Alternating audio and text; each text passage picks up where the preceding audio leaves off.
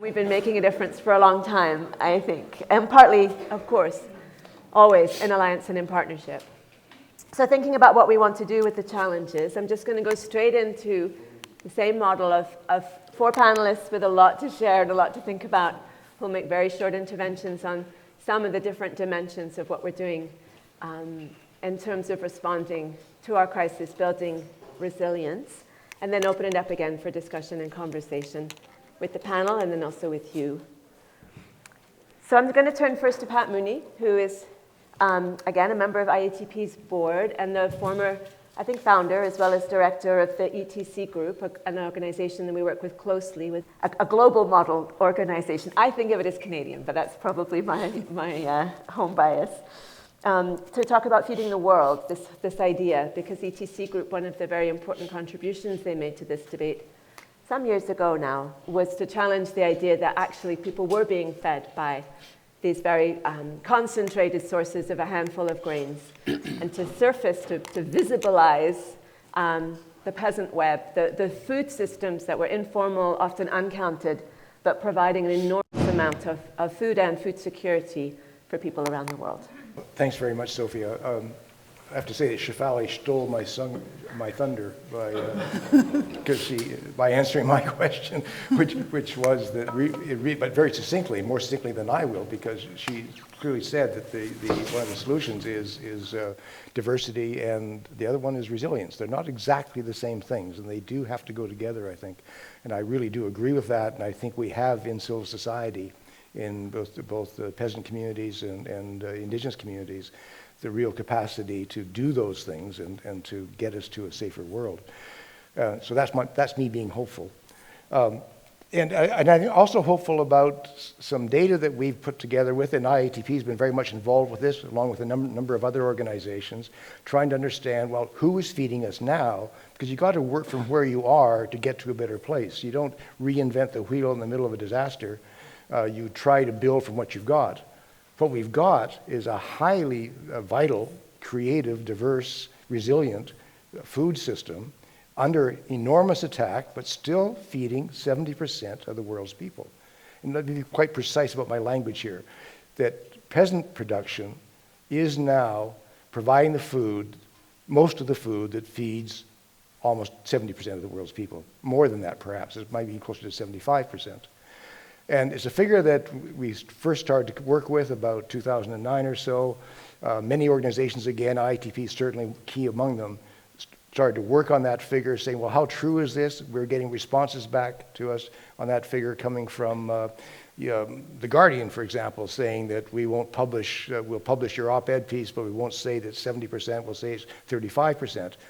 Where do you get that? How do you conclude that? And they didn't say. They just said, we're not going to accept 70% as being a realistic figure. We were getting feedback as well from a number of academics in different places, some of them employed by FAO employees writing reports, which again said that, no, we don't want to throw these nice guys under a bus, but the truth is that only 35% of the world's food is produced by peasants. And that's significant, but it's not nearly that much. And we really have to look at bigger farms and an industrial food system to get us through the crisis we're faced with. Well, we got together earlier this year. Sophia was on the calls trying to put together a response to these criticisms. We wrote to FAO challenging their figures, and we got a reply back from them a couple of months ago. And the conclusion of their report, their response to us, and our critiques of their criticism, was that, well, at least they can't prove we're wrong. And they had to concede that, in fact, several of the figures that they had used were misinterpreted or by their researchers. So the bottom line is that the reality is that if we look at peasant production in the context of the family farm decade, which the UN is leading right now, which assumes that smallholder producers are 5 hectares or less, then it's their estimate that 2 hectares is only 35% of the world's food. Well, 5 hectares actually does bring you up to around 70%. Well, around 50%, pardon me. They also had to acknowledge that when we talked about peasant production using the FAO definition of peasant, which includes fisher folk, it includes hunters and gatherers, it includes urban production, peri-urban production as well. You put all that together, as we did in our analysis for 70%, you again get to from 50% to 70% of the world's food. The total is 70% or slightly higher than 70%. So, and FAO makes that concession. So then if we're looking to where we move from here, forget about the debates, the starting point is 70% of the world's food is produced by peasants. And that's after 70 years of the industrial food chain claiming that they're doing the job and trying to take it over. And it's in a system where today, for every dollar we spend as consumers in the food system, in the industrial food chain, there's $2 more of damages to that dollar we spend. So if we move ahead to see how we're going to get through these crises that we'll be facing the rest of this century, we have to recognize that we have an industrial food chain that costs us more than the entire military expenditures of the planet in damages now, and only feeds 30% of the world's people, taking up about 75% of the world's land and other resources. It doesn't do much. And it's been doing it for 70 odd years. And we have a peasant food system which is feeding 70% of the world's people, despite all of the efforts to prevent that, to stop that from happening. It's carrying on, it's doing that job, and that's what we have to build from. So that's my voice of optimism as to where we go in the future and our capacity to really make those changes. Thank you, Pat.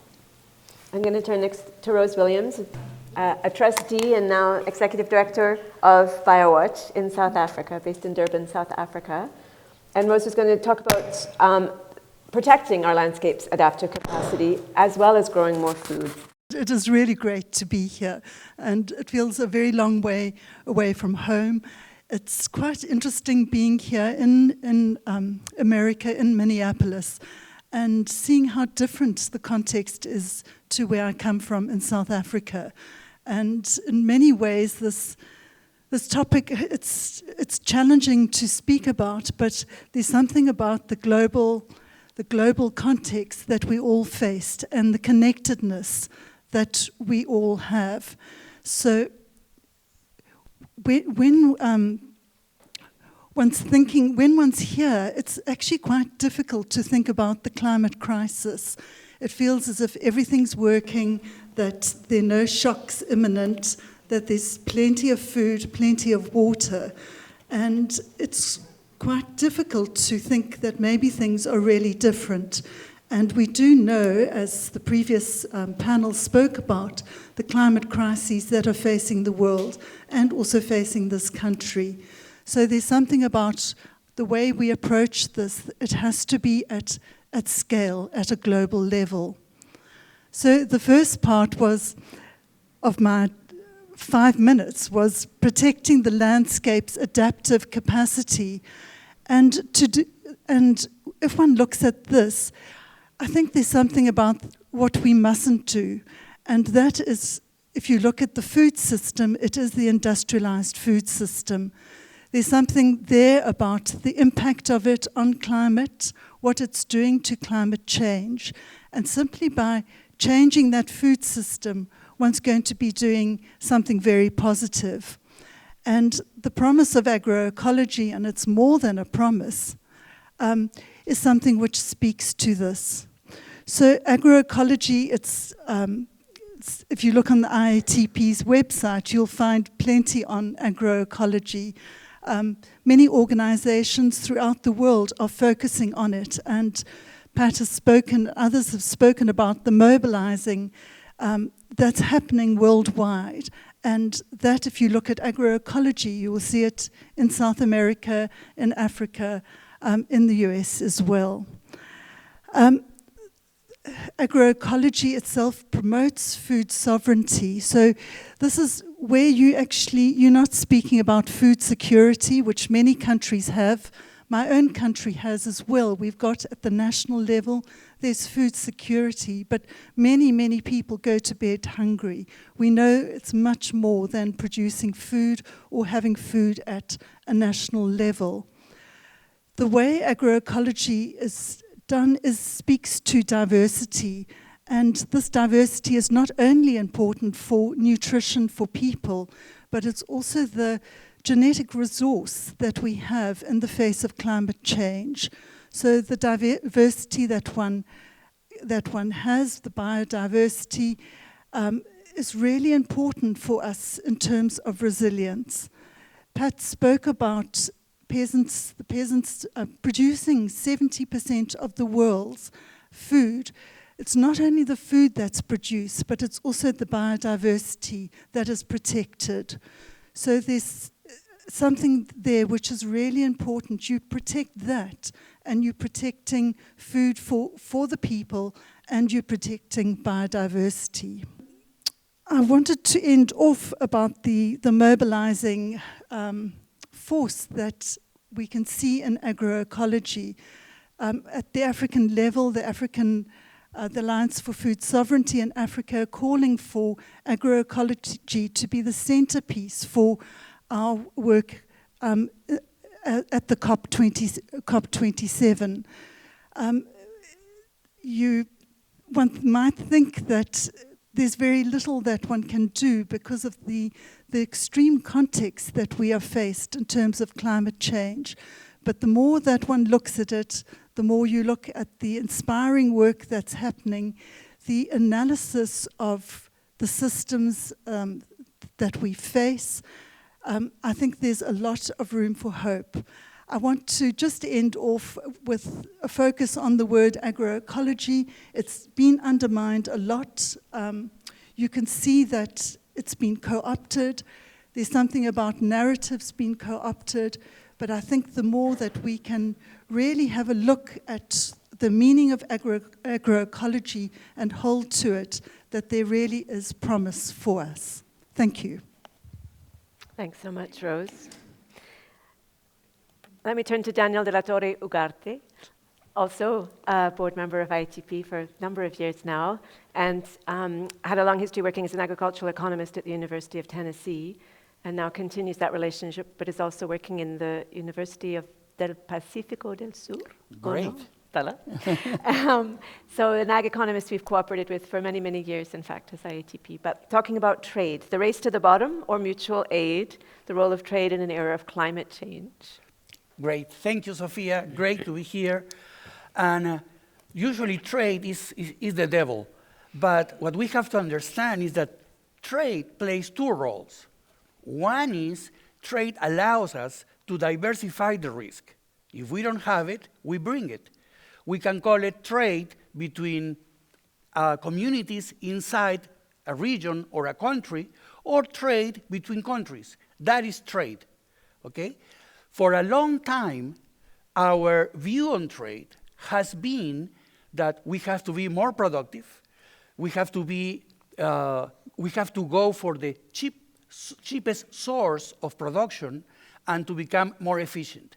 And for probably the last 50 years, what we have developed is a system that really provides cheap food, okay? And it has as a consequence of the cheap food, that has pushed all the income of farmers, because the price of food, price of agricultural products have two faces. In one hand is the one that we consumers pay for, but in the other hand is the income that provides for the 70% of the peasants. So to have cheap prices means, like in the case of Peru, half of the 2 million farmers live under the poverty level. So that's not the kind of cheap food that we want. That is not the kind of peasant economy that we want. So what we have to look is what will be the possibilities, the role and the challenges for trade to play a positive role. And the positive role for trade to begin with is, one, diversify risk, and second, generate income. Okay? There are farmers that need to sell their production.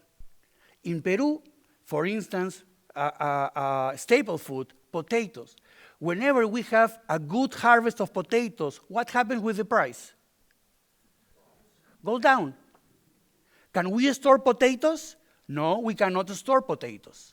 So are potatoes going to be able to take out of poverty those farmers that have 1 acre or 2 acres of potatoes? Never in their lives. Never. So agriculture for many peasants, first of all, cannot be the only source of income. Second, the trade system has to provide enough resources even for peasants to be able to invest. Invest in what? Invest in better technology, more knowledge. And when I say better technology, I don't mean necessarily industrial technology, but technology in the sense of knowledge and in the sense of using better the resources that they have. Of those 1 million farmers in Peru, none of them, or probably not to exaggerate, 70% don't use fertilizers. So why do we worry about the price of fertilizers for them? We don't worry for them. So what we have to understand is what is the role of trade in both phases, as generating of opportunities and for consumers as diversifying risk. And in the context of climate change, in which the weather patterns of the world are going to be impacted, and we don't know yet how, but there will be regions like in the highlands of Peru, in which right now the temperatures are too low to have agricultural production. As the temperature increases, those areas are going to become productive. But they will only become productive if there are farmers that are occupying the land. So that is the kind of investment that we need and the positive role of trade that we need. Not to push prices down, but to be able to generate opportunities, to be able to generate the kind of protection that we may be able or wanting to benefit 10, 20 years from now. And what we need is to keep those farmers in the land. And the current system, or the system that we have followed for the last 50 years, have to accept the fact that it's not only the goal, better efficiency, cheaper prices. We have to be able to generate investment patterns, to be able to have a strong peasant economy, and to have a strong agricultural system that can respond to the challenges that we are facing today, but that we probably will exacerbate it in 10 or 20 years. And fourth but not least at all, Nick Lewandowski, Executive Director of the Kansas Farmers Union, member of the National Farmers Union. Yep. And I asked him to talk a little bit about what next for farm policy. As most of you know, it's a farm bill year next year. And NFU, National Farmers Union, has been building its platform and discussing that with legislators. So who's excited for the Farm Bill? Yeah, right? I can't be the only Farm Bill geek in the room.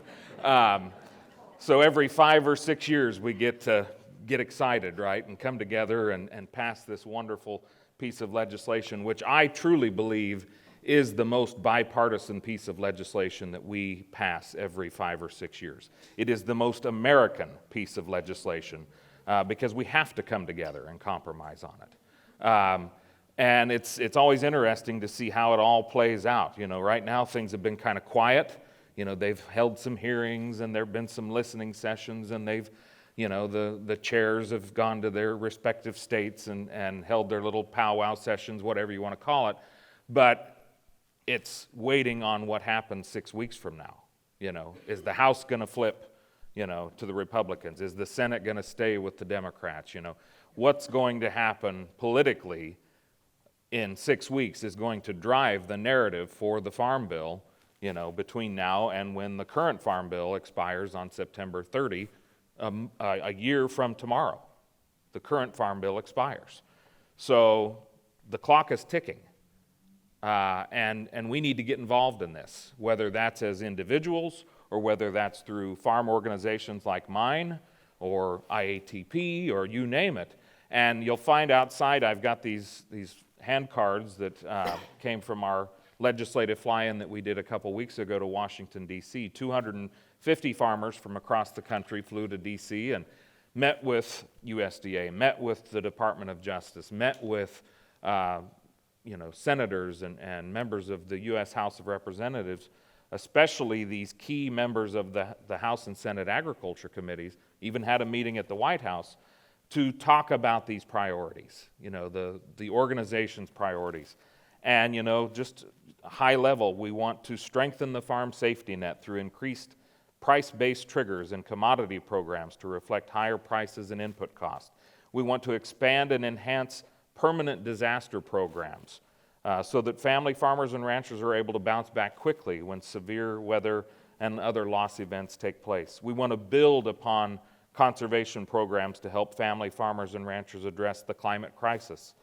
We want to foster strong and resilient local and regional food systems in diverse markets through Farm Bill programs. And I would be remiss if I didn't mention this. The folks in Wisconsin that I used to work for would be very upset if I didn't say we need to enact the dairy revitalization program to stem the loss of family dairy farms. Those are just the high-level priorities that we have, and you can click on that QR code and find all the details. But at the end of the day, we can put those priorities out there and we can say, these are the things we want. This is our wish list. But if we don't build coalitions to get to those priorities, and if we don't work on that many, many years ahead of where we are right now, then we are not going to get what we want. And I was on a podcast a few weeks ago talking with some friends, and they said, it's interesting, when the Farm Bill comes along, everybody gets excited, and, we all come together, and ag is talking to conservation groups, and ag is talking to wildlife groups, and this and that and the other thing. But after the Farm Bill's over with, we don't talk. We forget about each other. And we need to stay connected. We need to continue to remain connected. We need to remain connected with the groups that are going out and making sure that people are fed, because 80% of the Farm Bill are food and nutrition programs. We talked a lot in Washington, D.C. with these legislators about some of the programs that came out of COVID, the Farmers to Families food boxes. In one conversation with some producers who are members of ours in Kansas, they are urban growers in North Wichita, Kansas. They're literally surrounded by industry. The Koch brothers have a facility across the street from them. They were delivering food to their community members. They were feeding their community. That's where we're feeding people, is when we're taking food that's grown in those urban areas or those peasant farmers that Pat mentioned, and we're getting it to them directly. We're going to where it is needed.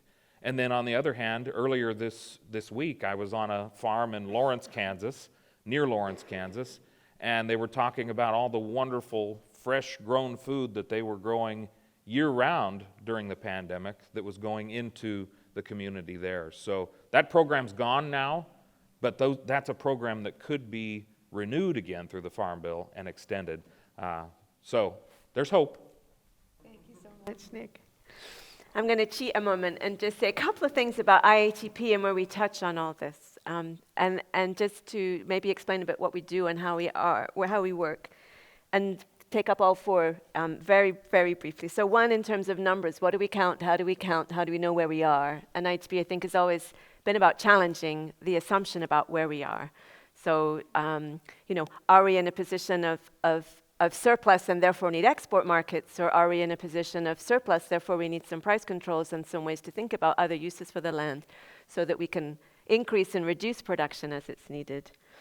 And we've been doing that most recently, especially with emissions that come out of the food system. How do we think about agriculture's role in the climate crisis? How do we count and how do we attribute those emissions to powerful actors in the food system? And then in terms of agroecology, as Rose said, we spent a lot of time, Shiny especially, leading that work on, putting up some information, what it is, what it means. We've been in negotiation globally about that, but also thinking about how here in Minnesota are we practicing agroecology? How do we live it? How do we think? For us, one of the important pieces of that approach is democracy. and creating voices for different parts of the community that are disenfranchised from their food systems. And that's very true here in Minnesota, and that's what this mini-ag you've been hearing a little bit about is a platform ITP is part of and helping to build to counter that exclusion.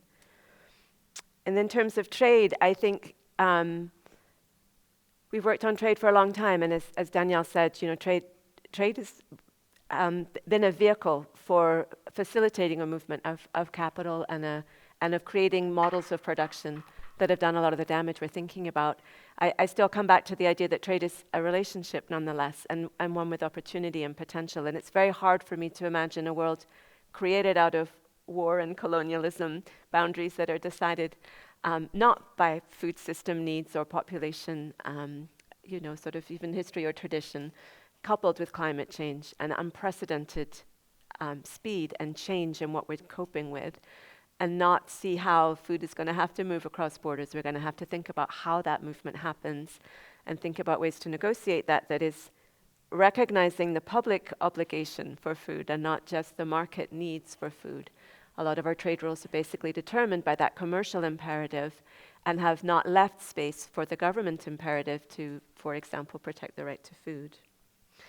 And then just finally around the Farm Bill to say a large part of what we're doing, and I think it's hard for some of us to get excited about the Farm Bill because it's hard to see so much public money go to things that we don't support. And yet, it is about spending public money, and the US government spends a lot on food. That itself is perhaps a place to start for hope. But also I've seen after all these years of fighting on how to regulate corporate power, the administration is taking it on. I heard you say Department of Justice, and that immediately made me want to write down. We're talking to more and different parts of government about what Farm Bill is about. And if we can't do something in the Department of Justice about concentration, then we're not going to usefully use all that money that is coming out of the U.S. Agriculture Committee. So, and the other thing I want to say is time horizon, thinking about Farm Bill. Next year's a Farm Bill. There's also a Farm Bill in 5 more years' time. And maybe it's time to be also thinking through that sustained movement. I know in Europe they're already looking at the next Common Agricultural Policy, thinking about 2027. And that's been part of something ITP has been doing these last couple of days for ourselves. How do we shift our eyes above the parapet a bit to be looking ahead? So I'm pause for a moment. I don't know if in what you've heard you have any questions for each other or pieces that you want to pick up on or add to. I might, is that okay? No. No. We said we were going to battle up here earlier, Yeah. so it's begun. Pay-per-view, So you mentioned the DOJ that I mentioned earlier, and that was something a couple weeks ago when we were in D.C. with, National Farmers Union's fly-in. We got a private meeting with the Antitrust Division of the Department of Justice, which is something that I don't know that we've ever had that happen before. And we walked into that building and sat down at this huge conference table, and the entire division of antitrust showed up and said, they told us when they walked in the room that ag is number one for us. Ag is the number one priority. And what we're doing at Farmers Union right now is we have this Fairness for Farmers campaign, and it addresses these issues of competition and concentration, the 4 big meat packers and seeds and chemicals and fertilizers and all of that. In a time where farmers are making good money because commodity prices are high, they're also spending all of that good money and then some on their input costs. And so one of the things that we're calling for that I did not mention and I should have in those Farm Bill priorities is we're calling for the creation of a whole new title addressing competition in the Farm Bill. Right now we have 12 titles. We want this to be lucky number 13. And I think this is the time. 40 years ago, Ronald Reagan took an axe to the Department of Justice. And Joe Biden and Tom Vilsack and Merrick Garland are growing back that forest. And it was so encouraging to hear that from DOJ officials saying, ag is the number one priority for us. And to have that conversation start and to see where it goes, I think is going to be very encouraging. So that's something I'm very hopeful for down the road. Can you say something more, or you and Sophie as well, perhaps, about explain to Ruth and myself and to Daniel, as people who are not Americans, why we should be concerned about the Farm Bill, and how can ITP make that connection, and then link it also to what's going to be happening in Europe, of course, in 2027. I've said a lot, Sophia. Would you like to take it first? Well, I think one of the first things, so I first came to work for ITP in 1997, and I came from Britain. I came with no background in agriculture. I came with some understanding of international diplomacy, I suppose, having done some work at the UN. But I learned very quickly that one of my jobs was to explain the Farm Bill to a non-American audience, a non-US audience elsewhere, especially as we got involved in trade negotiations, because it was how to make sense of the US trade position. You needed to understand the Farm Bill and what was and wasn't up for grabs, as it were, what wouldn't be changed. And initially, the exercise of the World Trade Organization was to enable forces within Europe and the US that wanted to reform their farm spending and increase the focus on exports and reduce the number of interventions that disrupted, they say, markets or intervened in markets. To reduce that, they were using the World Trade Organization as a place to develop rules that would legitimize that shift, to remove the state's role, to allow markets to be so-called freer. And I think over time, what you saw then in the Farm Bill, and it remained really relevant in the trade conversation, is that the politics weren't there at all. There was a kind of end run around policy that allowed certain things to be brought in. But in the end, a number of the reforms made in 1996 or in 2002, they didn't sustain, because in the end, farmers were saying, we need something to underwrite our production, at least where we've had it. You know, US farm programs don't fund all ag. And so then that created a huge discrepancy in what the ostensible purpose of trade negotiations were, to open markets, and the fact that they were not going to be liberalized. They were just going to actually move programs around in order to continue to support overproduction of 8 commodity row crops. So I think there's a lot of pieces to that. One is to understand that I think that gave us a big opportunity in trade policy, that the failure to actually recognize the domestic politics as opposed to the economic interests of those who were pushing a certain program have made those rules untenable. It's made it impossible for the World Trade Organization to do what it wanted to do in terms of advancing the rules. And I think it does remind us that there are large sums of money involved that can be used in different ways. It's also been an incubator for change of certain kinds. And I think that the COVID pandemic, maybe for me, brought some of that more hopeful thing home. A lot of things happened in that moment, as people said, like there was suddenly a willingness to spend money. And actually there's demonstrated evidence now about some of the things that can work. And that's money that can be used to the good.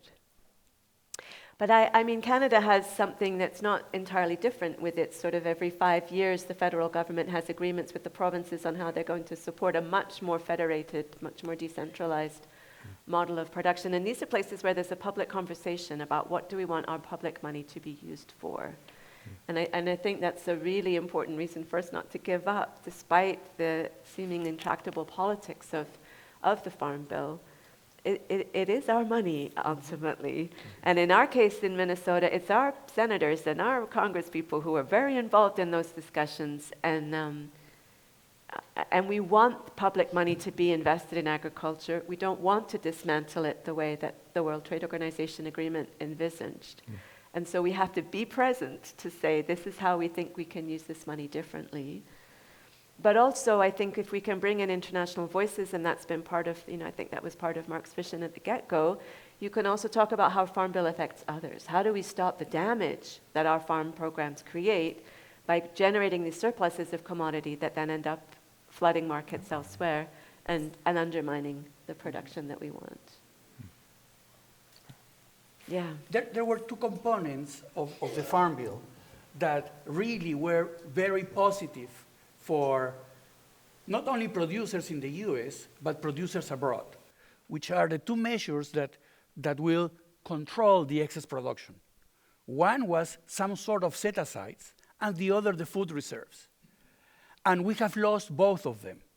And more than ever, that's what we see today that we need. First of all, the role of the set-asides by trying to control the excess production, what actually created was higher prices. And those higher prices translated to farmers in the rest of the world. And what you actually were doing were transferring not commodities, but production capacity. Because that additional income was going to imply additional investment for those farmers. Okay, that's one. And second, in the food reserves, the idea was, well, we can manage not only how much do we change the prices up and down, but at the same time, how do we respond to the needs of the world when we have situations like the one we have these days. Today, the big stockholder is China. I leave it up to you whether you trust China to become the world reserve of the earth. By the same token, if it was the US, I will challenge you to say, would you trust the US to be the stockholder for the world? I don't know. But those are the two pieces that were important in affecting the trade flows. And by affecting the trade flows, what you are doing is creating opportunities. There's only 4 to 5 countries, the US, Canada, Brazil, Argentina, Australia, Ukraine, and Russia, that have that ability to overproduce. So what we needed, and at some point we need, is for those countries, or some of them at least, to sit at the table and say, do we have to take action to transfer production capacity to the rest of the world? We have to transfer the ability for peasant economies to be viable, to invest. And I think that is the role that for the last 15 years, when I have involved with IATP play. One is be an advocate for domestic policy changes. Second, to be an advocate and at the same time provide information for trade negotiations and institutional change in the relationship between countries.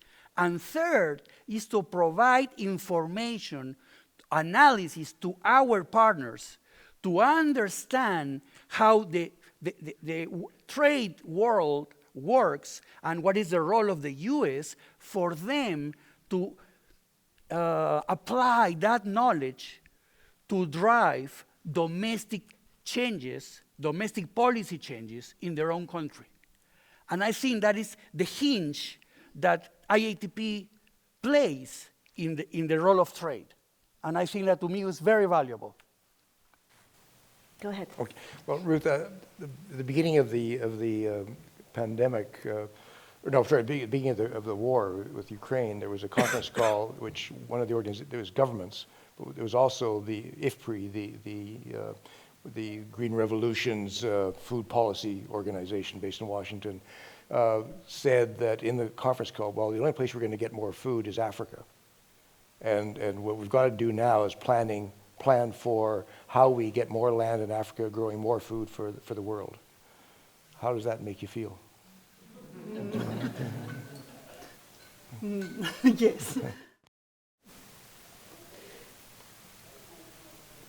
Yeah, it's a difficult question to answer. I don't know, as I was listening to people speak, I was thinking more and more about resilience. So it's not really answering your question, but there's something about that I felt I should have mentioned more in my 5 minutes is resilience, and it's resilience at a local level. Your question about Africa providing more food, one wonders at what cost and what does that mean? So one can look at Africa and you can think that there's a lot of land there, and so maybe it's even unproductive land, but if it's going to change people's livelihoods, if it's going to be land grabs, if it's, the implications of that really need to be unpacked. So it's something about these complicated questions. I think one has to look at who is it going to benefit, and then that can perhaps give one the answers to the questions. They are complex questions. Terrifies me the thought that we would be in a situation where we say, well, we got to get it out of Africa one more time, extract something else from Africa. Yeah. So I think perhaps that thing of extractivism is another thing that one cannot do in the future. I think if one's looking at new ways of doing things is just halting extractivism, whether it's planting tree plantations or whatever monocultures or taking water. One's got to look at things differently. I'd like to give a chance to the audience. I don't know if there's some questions or comments brewing. $14,000 an acre, which means that farmers in the United States are basically being priced out of the market due to the commodities market and due to the financial interest in the land, not just in the United States, but internationally. Bill Gates is the world's largest holder of agricultural land, not just in the United States, but Africa, South America, and what have you. So the entire system is no longer farmer-controlled or even farmers' union-controlled. It's controlled by New York and London and Chicago Board of Trade. So we've got a real problem right now, not only in the United States, but even in developing countries, as that land is now being parsed out to investors. My question basically is, many years ago, Rodale was perhaps the lone wolf in producing organic products. We have a number of people producing these kinds of products today.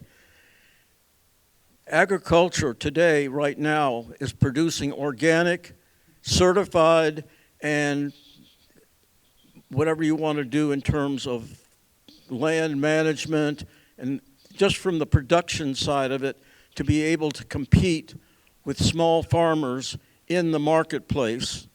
And you can go into the markets in the United States or anywhere else and find that the organic market can drop to the commodities market at the retail level.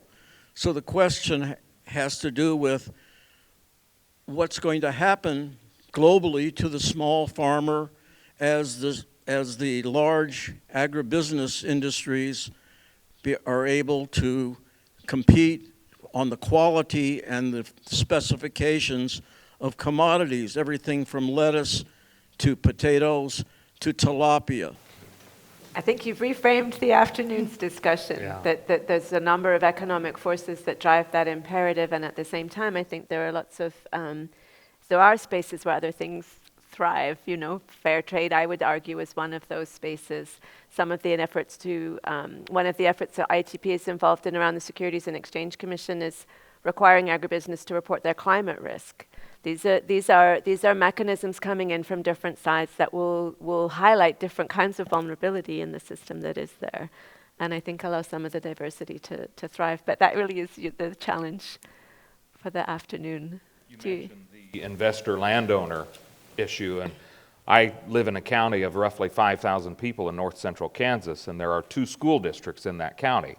And in the last 5 years, those 2 school districts, the taxpayers who live there, have voted to pass bond issues to upgrade their schools. $20 million between those 2 school districts in the last 5 years. That's significant for a county of roughly 5,000 people. But you wouldn't believe the letters to the editor in the Belleville Telescope from absentee landowners saying, where's my voice in this? I own this land in my county, or in this county, but I don't get to vote on it. Well, you've made an investment in the county. Why don't you invest in a house here? You know, why don't you come live here and do more than just pay your land property taxes? Contribute to the community too. So it's caused a lot of angst in a very small community in north central Kansas. But without that school, and without showing that we are investing in our future, in the education of our children, where would we be? I don't know. We would probably be forced to consolidate those 2 schools. And we may yet, unfortunately. But I appreciate what you said.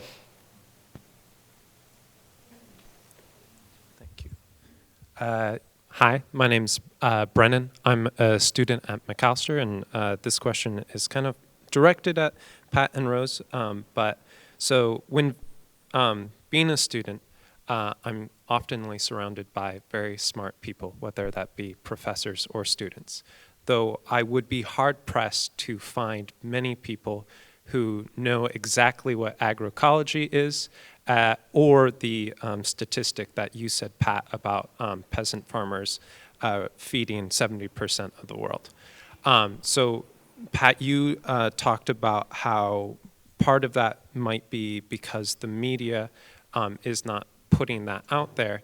And so my question is, how do we, and then on the agroecology side, in Africa, we have the Green Revolution for Africa, which is kind of promoting a different solution than agroecology, and that has a lot of money from like Bill Gates. He comes up again. So how do we compete against those interests in a media landscape that is dominated by like money, the bottom line? Yeah. Do you want to take on the agroecology discussion? Yeah, I can. Would you?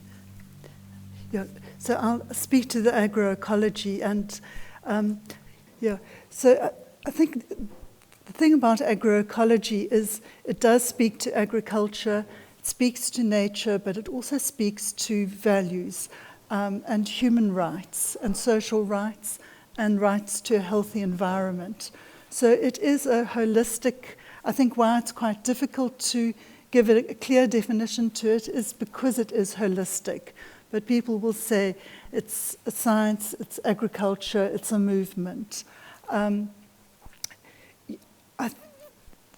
Perhaps the other important thing to note is that it does speak to food sovereignty and to diversity. And I think that diversity is something we haven't really picked up much on in the conversations today. But if you're looking at climate change and resilience, it's very important for us to focus on biodiversity, agricultural diversity as well. So much of it has been lost, but it is this which gives us the flexibility to deal with climate change and climate crisis. So I do encourage you to look at IATP's website on agroecology. BioWatch, the organization that I work for, has also spent quite a bit of time trying to unpack in accessible terms what agroecology is. I think I'll leave the 70% to Pat to speak about, but it is, once again, as you mentioned, the media, it is very powerful. But I think one's seeing more and more an acceptance that smallholder farming does feed many people, 70% of the people on the planet. But I think Pat can speak more to that. Yeah. Well, you're really asking also, how do we get that message out? How do we create it, put it as part of the debate? And I think it's becoming that now. The fact that we are getting attacked, in a sense, by some academics, some well-meaning but still wrong, and some definitely wrong. They simply deliberately chose to misinterpret what we'd originally said. And FAO was eager to represent that viewpoint from their own staff, is a sign that they are worried about it, that they're finding that it's hurting them to have that out there being discussed. So I think we're making progress with that. I think IATP is actually really well organized to challenge these kinds of issues. It's got an excellent team that really gets information out to people, better than my organization ever did. And I think it's possible to strengthen the coalition around this and make it more of an issue around the Committee on Food Security in Rome, for example. I'm on another panel called the IPAS Food Panel, where we're looking into doing a major investigation of that debate, not only what the figures are, which we're feeling quite confident about, but also looking at how forces are working against that argument and how and bringing that out into the public view. ITP has just gone through the experience in the last few days of dealing with JBS, which I learned coming with ITP that JBS is now the world's largest food processing company in the world, more than Nestle's. Sophia told me that, and I believe her. And so it's I think that there's a capacity. I think you had a real battle with JBS over that. Maybe it's worth sharing that with everybody. But because it shows the strength of IATP to get the issue out and to foment debate. Well, I think Shefali had a question, and Shefali is probably also the person who's on the front lines of that. So let me give her the mic next. Thanks. Yeah. So JBS is by far the world's largest meat processor, and IATP's been doing emissions calculations of the world's largest meat and dairy corporations, and we did that with some partners in April, where we showed that JBS's emissions, even though it's declared a net zero target, a lot of agribusinesses have declared net zero targets, increased by 51% because we had calculated their emissions in 2016. So they wrote a letter to us, but didn't actually mail it to us. They published it and tried to get the media to cover it, but it was covered by a Portuguese website. And then we were forwarded the letter by another partner of ours, and it basically said IATP did it all wrong, and they hired a consultant. They did a 17-page analysis of their emissions, but not once did JBS actually state what its emissions were, how many animals it processed, nor the capacity that it uses to in its operations and plants. So we're in the middle of doing that response, and we're calculating its methane emissions along with a bunch of other companies, and that's going to be coming out in COP27. But it is very interesting that they're watching a small organization in Minnesota and in Berlin. It's getting attention, and I think it's really important that we continue doing that kind of work. Is that those reports, Emissions Impossible, have had a lot of coverage in mainstream media, New York Times and so on. Journalists got in touch with us to ask about this claim from JBS and are persuaded when we give them our answer and on what numbers we're using. And there hasn't been any retraction of their coverage of our report or the numbers that we've put forward. So at this point in the standoff, JBS has not persuaded anyone to carry their message. And so it's an instance where the media has upheld our findings, which are based on difficult to find numbers. Our whole point is, how about publishing some numbers so we can really measure? Keep giving them hell. And they're going one by one to academics who might cover our stuff. They're trying to reach out to anybody they can.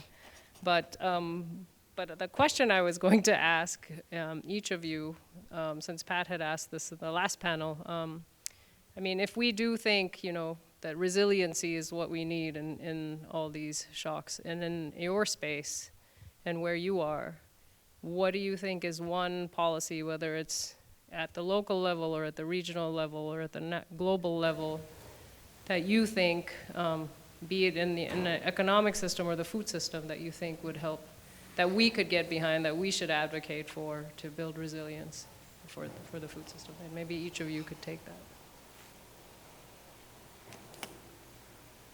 I want to go first. Can I jump? Yeah, jump. I start and then he will kill me. I think that the most important thing is to redistribute production capacity. So develop production capacity around the world. Okay? That means that we have to have an agricultural system or agricultural policies in place that create the conditions for that. Agribusiness is the evil. Governments are evil. If not, ask yourself. So there is not magic wand here. So the idea is to have clear the objective, and the objective is we have, again, to be able to have a strong peasant economy, a strong farming economy, as diverse as possible around the world, so we can cope with the different events that may be occurring in different areas, okay? But we will be very naive if we just say government have to intervene. I mean, you have experienced that in the 5 previous years, or maybe in the last 25 years in agriculture. All of the changes in agricultural policy has been driven by changes in government policy. And governments only get away with what we let them get away. So that is one of the biggest challenges that we have. How do we keep up not only the accountability, but the policy changes in the right direction? There may be isolated events. I mean, don't take it as bad, but I mean, having land in the hands of non-agricultural farmers in the US is a blessing for the rest of the world if that land is going to become productive. Because if that land were in production, prices will be half of what they are today. Because we don't have the instruments to control production here. And yes, even among the farm groups, not you, but the Farm Bureau, I mean, what do they want? They don't want controls. They let the markets work. And the markets will work. If you produce too much, prices will fall. If prices fall, you have cheap food, and income for farmers around the world are going to be low. There is no way to build production capacity, to invest in land, in knowledge, unless you have the capital, the money to do it. And I think that is the biggest challenge. And there is no magic wand. If there was a magic wand, there was no need for IATP. We'll just go and get it. And I think to me, that is the key. Distribute production capacity. Danielle, you mentioned that other farm organization. I've always thought that they're an insurance company moonlighting as an ag organization, but that's just me.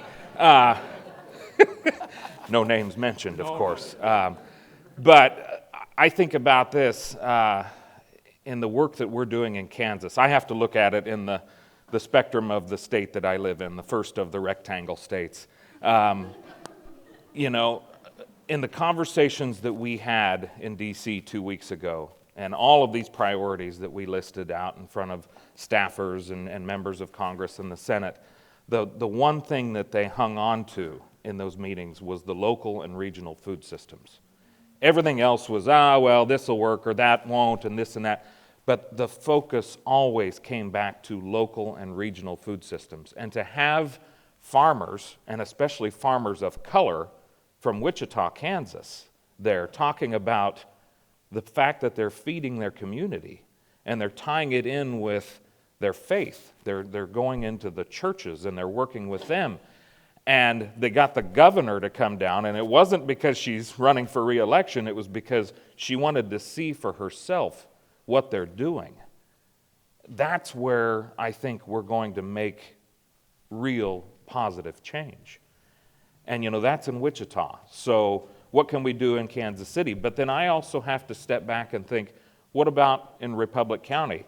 5,000 people. I have to drive 20 miles to get to the nearest grocery store. So I live in a food desert, but so do the folks in North Wichita who haven't had a grocery store in their community for the last 2 years. So let's work together. And I was visiting with Juliet last night, and one of the things I would like to do is develop some kind of a rural-urban exchange, you know, where we can get to know each other better and the challenges that we're dealing with and how we can work together and find that commonality and address these issues, you know, that we think divide us, but they really don't. They connect us. So that's how I want to go at it. Thank you. No, I think we're coming to time. I'm going to thank you. Running out of time. Okay, well, I've got a complicated answer, but I'll say it fast. It's safer that way. It is that, I mean, Shefali already said it the night before. I think that the biggest challenge we have is to develop diversity, strengthen diversity, and develop resilience. And those are critical wherever we are. We're talking locally or we're talking globally. I think that there's very specific things that can be done, though, as well. I mean, it really means, as Nick has said as well, we've all are saying, is we need to strengthen territorial food systems. It's absolutely critical. We also need to work with Nick, I think, as IATP, to break up the industrial food chain, the largest companies. That just cannot be. They are a problem. And we've got to put that apart and take that apart, and I think IATP is taking the lead in this, in not just JBS, but challenging the industrial food chain that way. And that's absolutely vital as well, and that work is underway. And then saying, and it's rather impressive to me, and it honestly only dawned on me in the last year or two that IATP is doing those two things that way, that here you are working in Minnesota and working in Minneapolis, trying to strengthen the local food system here. And it seems like it's making real progress in especially the last few weeks, I guess, or a few months. And then also, again, doing this global challenge at the same time, that you've got the two balanced, and that's the way it should be. That's the way you should be working as an organization. Beyond that, I just have to say one last thing. That is, to me, we're in a world where we're going to have a succession of crises. I'm an optimist, but I still think we're in danger of losing between a couple of billion and half the world's population between now and 2050.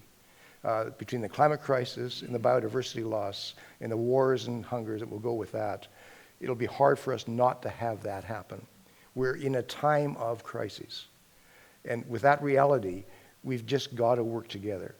We've got to have the folks concerned about education, working with the folks concerned about health, working with the folks concerned about fair wages, the folks concerned about food. All of us have got to be working together and dealing with poverty, of course, and racial injustice.